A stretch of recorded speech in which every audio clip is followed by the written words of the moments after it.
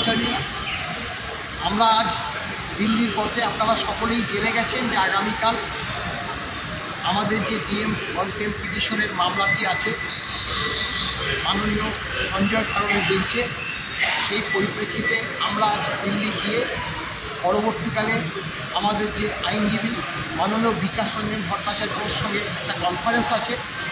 Conference পরবর্তী কী হয় সেটাও নিশ্চয়ই আপনাদেরকে জানাবো। আমাদের সঙ্গে আছে আমাদের যে প্রেসিডেন্ট মাননীয় শ্যামল কুমার মিত্র মহাশয় এবং আমাদের যে আইনজীবী শ্রদ্ধেয় কীর্ত সামিম মহাশয়। তাকে বলবো এই যে আজকে ভিডিও লাইভে পরিপ্রেক্ষিতে কয়েকটি কথা আপনাদের সামনে যাতে তুলে ধরে। দেখুন, আমরা ডিএ মামলায় 6 বার জিতেছি। 7মবারে অনেকটা জিত হাসিল হয়েছে। তার কারণ সুপ্রিম কোর্ট বলে দিয়েছে যে 25% এরিয়ার দিয়ে মিটিয়ে দিতে হবে 6 সপ্তাহের মধ্যে। তারা দেয়নি। আমরা কন্টেম্পট অ্যাপ্লিকেশন করেছি। এই কনফেডারেশনের তরফ থেকে মলয়দা রয়েছে, শ্যামলদা রয়েছে। তারা আমাকে বলে যে স্টেপ নিন, 6 সপ্তাহ সময় সম্পূর্ণ হয়ে গেছে। স্টেপ নেওয়া হয়েছে, কন্টেম্পট নোটিশ, তারপরে কন্টেম্পট অ্যাপ্লিকেশন।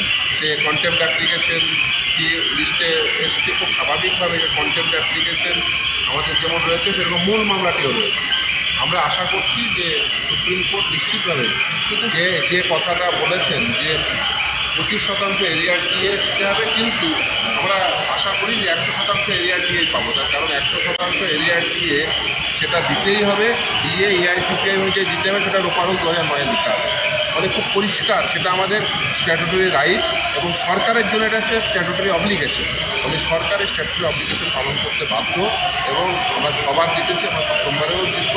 কর্মচারীবৃন্দ রয়েছে, কর্মচারী বিদ্যুতের তাদের নেতারা রয়েছেন, কনফেডারেশনের তরফ থেকে মলয়দা, শ্যামলদা রয়েছেন। তারা প্রথম থেকে এই মামলা নিয়ে তারাই মূলত রিসার্চ করে এই মামলা করেছেন, এতদূর নিয়ে এসছেন।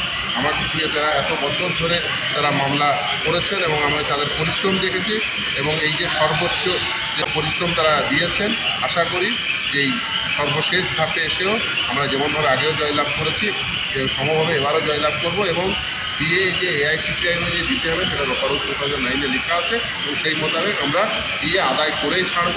রাজ্য সরকারের কাছ থেকে দিয়ে যেমন করে হোক আদায় করেই। দেখুন, স্নেহভাজন শামীম তার কথা বলেছে। আমরা 2016 সাল থেকে এই মামলার নিয়ে পড়ে আছি এবং আমরা অত্যন্ত নিশ্চয়তার সঙ্গে আপনাদেরকে এই প্রতিশ্রুতি দিতে চাই যে 2016 সালে আমরা যে কথা বলেছিলাম যে শেষ পর্যন্ত confederation of state government employees আপনাদের সঙ্গে থাকবে, মামলা ছেড়ে যাবে না।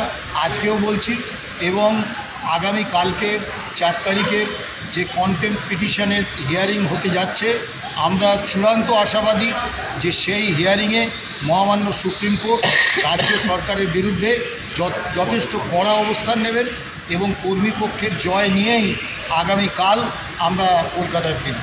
নমস্কার, ভালো থাকবেন, সুস্থ থাকবেন।